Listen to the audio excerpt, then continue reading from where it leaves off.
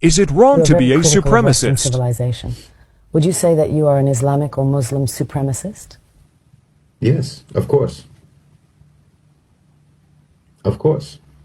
Muslim supremacist, of course. Islamic supremacist, of course. And there's nothing wrong with that. There's not a thing wrong with that. You're a Western supremacist. You believe in the supremacy of your values. You believe in the supremacy of your belief system. You believe in the supremacy of your belief system so much that you want the whole world to follow it. You try to force the entire world to follow your belief system because you believe it's so right. You came up with the Universal Declaration of Human Rights. You took it upon yourself to decide what are the human rights for the entire human race. Well, all right, but I mean, it's... That's supremacist. You believe that you have the authority, you have the right to decide what are the rights of human beings everywhere in the world forever.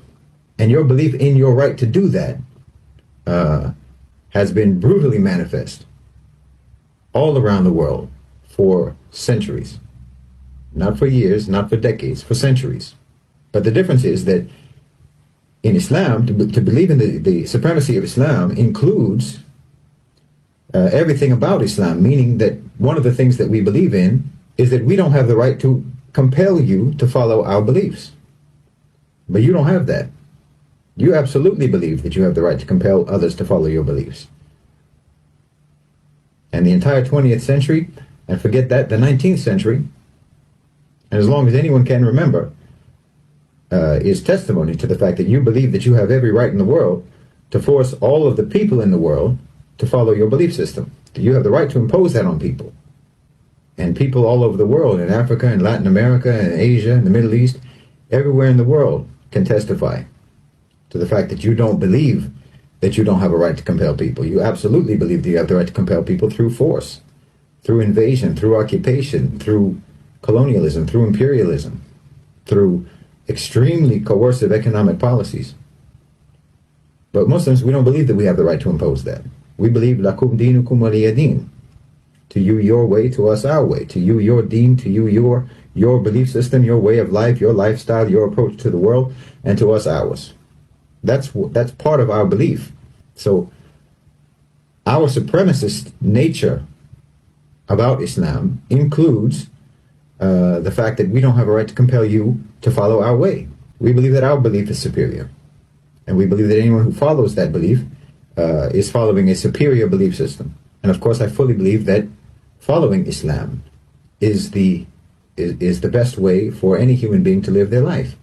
And the perfect set of laws, the perfect set of ethics, the perfect set of morals for any individual to follow and for any state to follow. Being a Muslim supremacist isn't racial. Muslim isn't a race. It's not an ethnicity. It's a belief. And we absolutely believe in the perfection and superiority of what we believe in. We have absolute conviction about that, absolute commitment to that, certainty about that, yaqeen about that. But do you have that about yours? Do you have that conviction about yours? You're very busy trying to impose it all around the world, but when times get tough for you, your so-called enlightenment values go out the window, don't they? I mean, when there's too many diverse opinions in your society, then you start creating bureaus and departments in the government for combating so-called disinformation. Freedom of the press is out the window. When times get tough, you ban protests. You arrest people for protesting. Freedom of assembly out the window.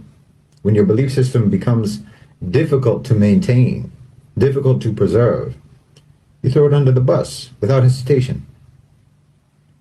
But that's not the case with Muslims.